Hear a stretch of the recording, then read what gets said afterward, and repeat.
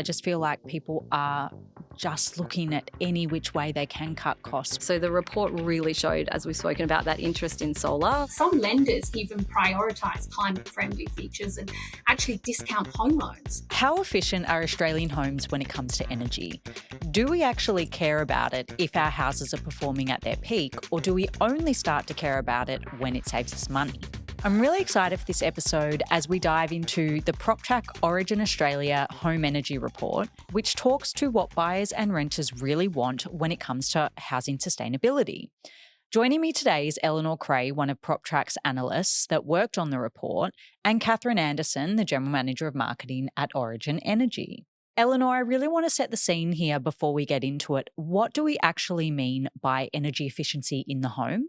So we're referring to the use of technology and practices that can reduce the amount of energy that's required to provide services and perform tasks around your home. So this could include a wide range of features like using energy efficient appliances that use less energy, enhancing insulation, window glazing, solar panels, and upgrading to, say, more efficient heating and cooling systems, energy efficiency lighting options, and those are all examples of the features that can improve energy efficiency in the home.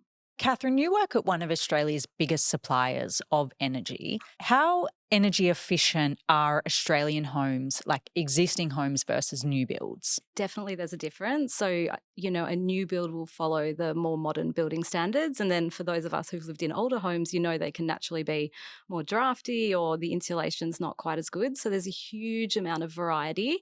And we see that across the country. How do our homes in Australia stack up globally? Because the research does say that we're a fair bit behind our counterparts. Yeah, absolutely. And I think the research talks about exactly that insulation, where our homes just aren't as insulated and they're definitely more leaky. Although if you look around Australia, we're absolutely leading the way in things like solar. So 30% of homes have solar panels now. So quite clearly a very popular choice for Aussie households. And I think even in Australia, we're generating the most solar per capita as well. So we're definitely behind in some regards and hopefully catching up, but also leading the way in others. Now that we have our baseline, Eleanor, can you tell us a bit about how much do Aussies actually care about saving energy in their home? Well, our research certainly shows that Australians place significant value on sustainable properties. And in fact, most respondents, so 59% of the respondents on the realestate.com.au residential audience pulse survey said they considered energy efficiency ratings important or extremely important, whether they were buying, renting, or even building a home. And that carries through Australia-wide. So more than half of respondents in each state considered energy efficiency important or extremely important. Now we know that Tasmanians came through as the most concerned, and that was followed by Victorians and then South Australians. Wow. Okay. So 59% important or very important. Do we know the main reasons why? Regardless of their home ownership status, we know that Aussies are looking to energy efficiency to help manage the cost of living. Many households at the moment are scrutinising their living expenses. So this preference is primarily driven by a desire to cut bills. And we're seeing that both homeowners and renters are actively seeking ways to minimise expenses and considering energy efficiency ratings important in helping to reduce regular energy bills.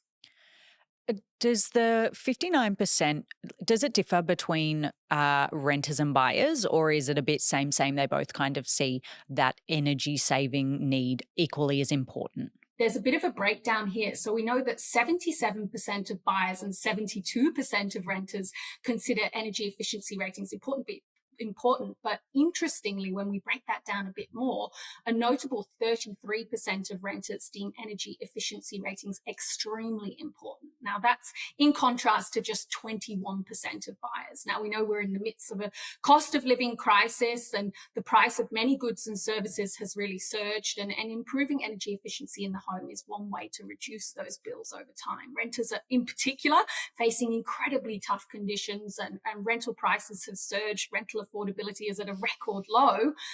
And I think that greater interest in energy efficiency from renters is likely driven by the acute concern for reducing energy bills.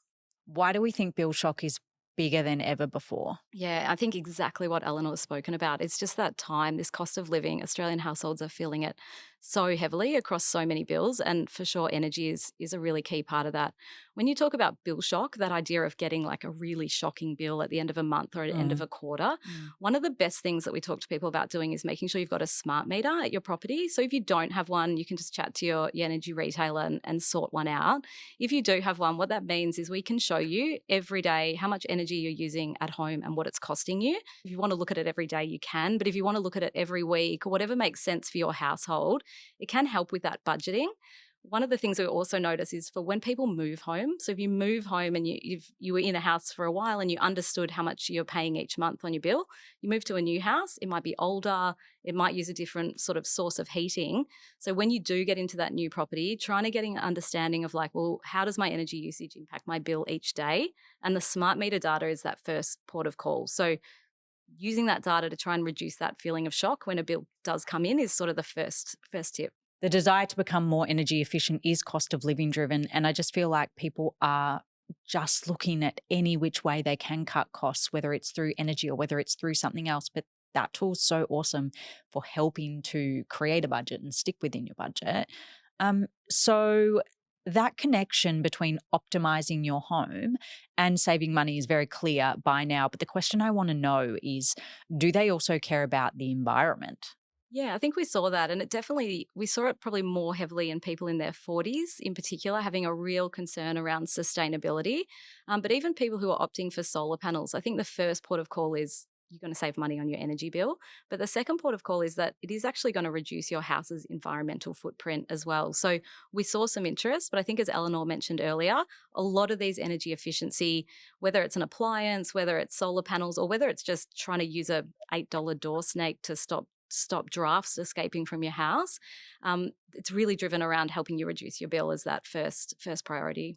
We know that residential buildings are responsible for about a quarter of overall electricity use and more than 10% of total carbon emissions in Australia. So energy efficient housing certainly has a pivotal role to play in cutting carbon emissions as well as reducing the cost of energy bills for homeowners and renters. And in fact, some lenders even prioritize climate friendly features and actually discount home loans for homes with 7-star energy efficiency ratings. So certainly many ways to kind of cut costs there. And I think this interest in reducing bill shock, reducing regular energy bills really speaks to the economic conditions that we're facing at the moment. We're really seeing that trade-off in growth versus consumer spending as the full impact of all those substantial interest rate hikes we've seen delivered since May 2022 catch up. And we know that mortgage servicing costs have increased rapidly. Rents have too.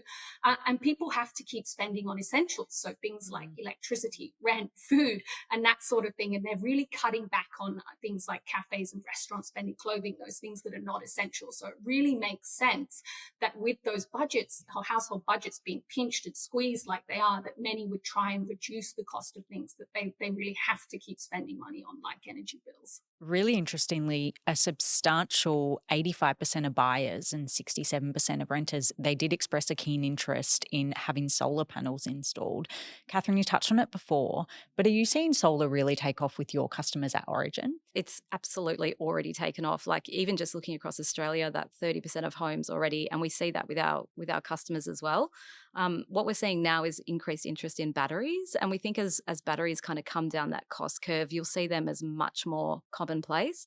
So with Origin customers, when they've got the solar and battery kind of package, we're seeing savings of about 60% on their energy bill.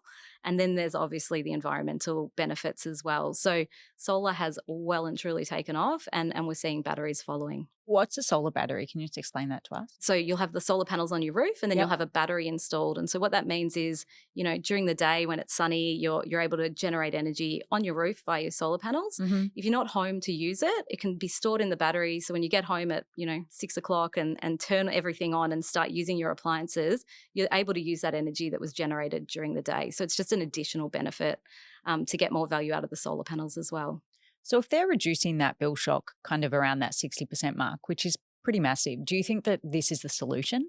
It is absolutely part of the solution. So we know as a country that we're heading, towards net zero by 2050. And a really, really big part of that is the electrification of our homes. So starting with solar panels on your roof, your battery, even your EV and thinking about that as a battery on wheels, we will start seeing this electrification of the home, and it will go from there. We'll sort of start replacing gas cooktops with electric cooktops, gas heaters with electric heat pumps, and the smart technology behind that will make things much more efficient, and we'll see a lot of change. What other ways can buyers and renters look to conserve energy around the home? So there is definitely a split between buyers and renters and what's available to them. So the report really showed, as we've spoken about, that interest in solar from homeowners.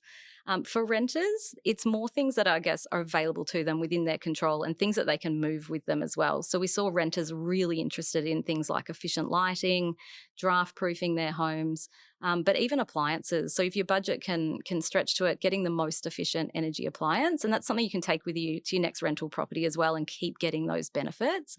So yeah, there's a little bit of a difference there. I think especially like one of the biggest things when you're a renter is anything you do to your home, whether it's energy saving or not, actually has to be temporary because you kind of have to leave the property in the way that you moved into it.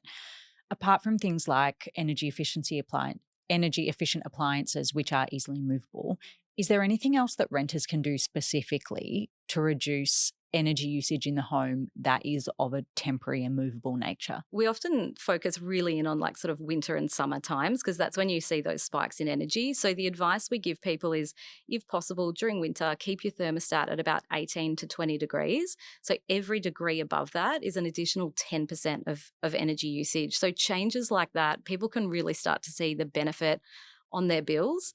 We've spoken about drafts a lot, but 25% of the heat escaping just out the bottom of the door or because the blinds aren't down. So small changes like that, when you're a renter, it can have a really, really big impact. The other one that gets me all the time is a second fridge. You know how some households might have a drinks fridge in the garage or whatever it might be? That's $100 to power that each year. Now, it doesn't sound like a lot, but when you're really staying close to your budget and seeing whatever you can do, it is things like that that can make a huge difference. My last question for you is, what do you think the future of energy efficiency looks like in our homes? Is it, electrifying the whole house? Is it moving away from gas? Yeah, it's both. Yeah.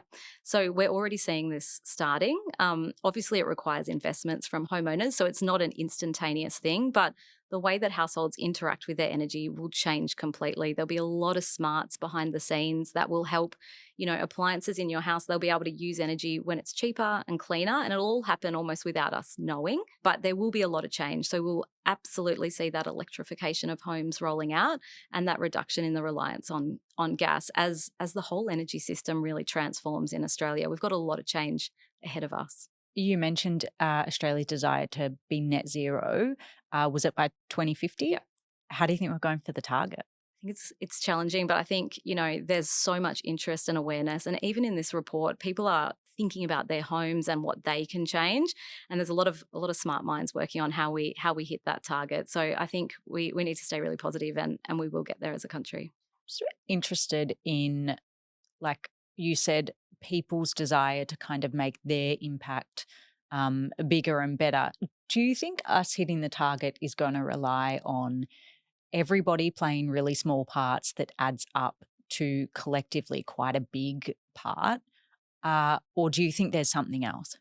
So I think it's literally going to be the entire ecosystem changing. So much more generation from renewable assets at that sort of Australia level, all the way through to how we electrify our homes and how we think about transport and things like that. So it will be a change for the entire ecosystem, but a really positive and necessary one. Well, awesome. I've really enjoyed talking to both of you. Some of these stats that we found out through our survey are just blown me away. And it is really nice to see that people care about energy efficiency in the home, not just from a cost saving perspective, which, as we've discussed, can be awesome, but is from an environmental perspective too. So thank you guys for coming on, and I hope you've enjoyed talking about it.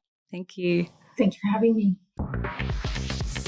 Thanks for joining me. This has been Real Talk. For your weekly fix, please follow wherever you listen to your podcasts and tune in next time for more real questions, news and insights on the topics that matter most from realestate.com.au, Australia's #1 address in property. All information provided is general advice and opinion based on current market conditions. These opinions should not be treated as investment advice. Always obtain advice based on your individual circumstances.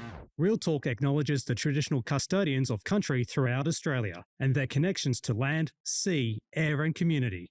We pay our respects to elders past and present.